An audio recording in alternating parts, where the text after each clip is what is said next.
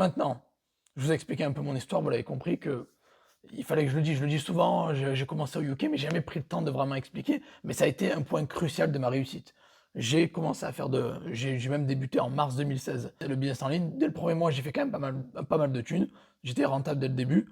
Et le mois d'après, j'étais déjà au Portugal. J'ai quitté le Royaume-uni pour le Portugal parce que j'avais déjà la vision. Je me suis dit, non, je peux pas payer 800 euros de loyer, surtout quand je débute. Je vais pas faire des milliers des cents. Peut-être que c'est pas stable. Et il y a eu des mois où j'ai fait 300 balles, il y a eu des mois où j'ai fait 800 balles, il y a eu des mois où j'ai fait 2000 balles, des mois où 1000 balles. Et c'est en dents de scie au début. Et c'est normal, les amis, que vous ayez des business qui font un peu ça.